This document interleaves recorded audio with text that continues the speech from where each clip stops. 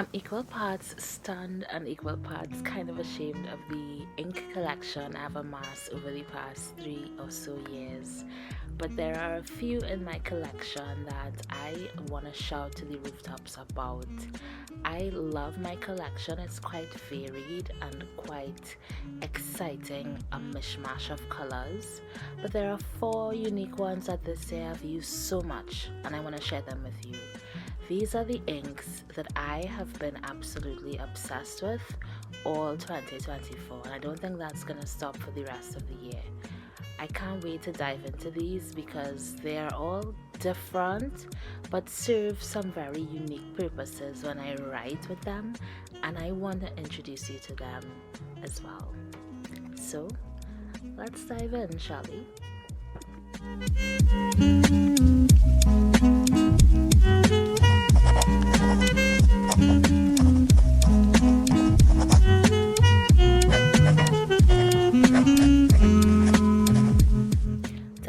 Schick Celadon Cat. This is what I would describe as a bluish gray or grayish blue.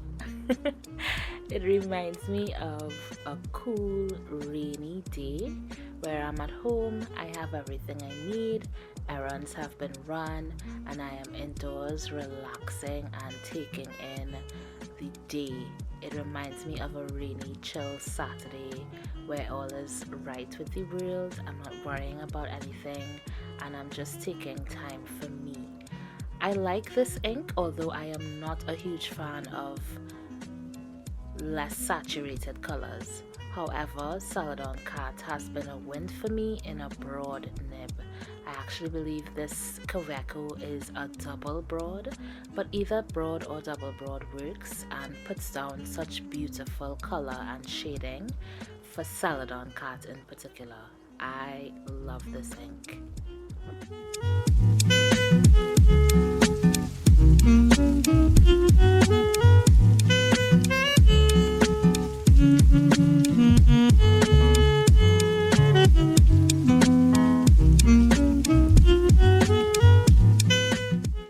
Where we are with the bottle. I think I would be even further along if the Kaweco converters could hold more ink. Obviously it's a mini pen, so you can only use so much ink in a converter at a time, but this has been my go-to, as I mentioned, for very chill, relaxing days.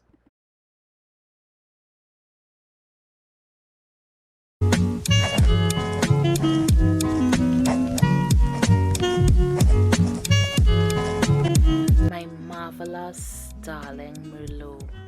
I didn't think I would love this ink as much as I do. I reach for it when I'm writing about just almost anything and any particular day. It puts me in a very pensive mood when I write with it, and I feel almost like an established author. It just gives me writer vibes when I see this ink on paper. There's something about it that is timeless, that shade of ink. Am I making sense? I hope so. I don't know if it's the name of the ink or what, but when I look at this on paper and I start writing with it, I write for pages and pages and pages at a time just from using this ink alone. When it starts to dry, the color changes a tad, just a smidge, but it looks so beautiful at the end, and I love flipping through particular journal spreads where I write a lot with this. I also use this ink when I'm doing a bit of career development writing, i.e. writing about trends in marketing and my understanding of trends and keeping up with my industry. I do a lot of writing for that, and Merlot is just it as I said, it just gives me writer, you do this every day, this is your life, and you like a nice crisp but fun but professional at the same time color. All of that in one is Merlot for me. I think you can tell by where the bottle is that I'm quite in love with Merlot. I actually have this inked up in more than one pen, ironically enough, and I think that's testament to how much I love this ink. It is a joy to write with, like I mentioned. I love it.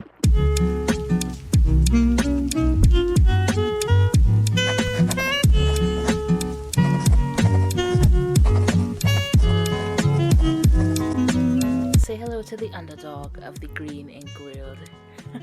I consider it that. Diamond Salamander. I don't see a lot of people talking about this green, but I absolutely love it. I've been reaching for it all year long. I've kept it inked up in my pen all year long.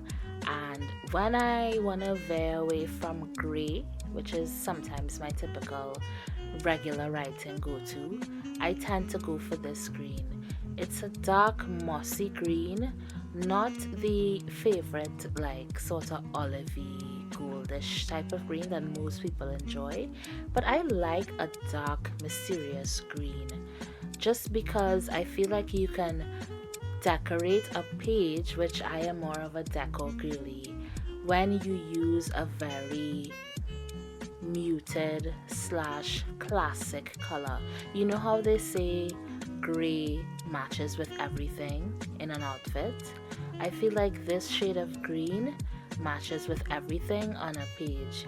You can match this ink with just about any color scheme to complement a page. If you're a decorative type of writer or journaler, I think this shade of green is perfect. It doesn't clash with anything. It's an absolutely classic color, and I think you can really go places with this shade of green. I love it. Give it a go. Not too many people talk about Salamander. It's definitely a favorite of mine. I think you'll love it too. This is where we're at for Salamander so far. It might look like I haven't touched it, but I absolutely have, because like I said, I have kind of abandoned all my other greens for this particular one. So the bottle might be a bit deceiving, but I have been bit by bit using this out.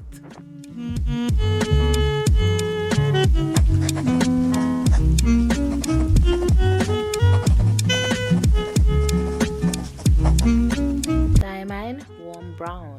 I have been looking for this type of brown for ages, and because I am more of a budget aware type of stationery buyer, I like my diamines just because they're more budget friendly. This warm brown is another underdog. I don't hear people talking about this shade of diamine brown a lot at all. There are other shades of diamines brown family that people rave about more, but listen, this shade of brown, it's the happiest shade of brown I think I've ever witnessed. I used to think I loved my J. Urban brown, the Cacao du Brésil. I love this one even more. I haven't actually touched the Cacao du Brésil since I bought this.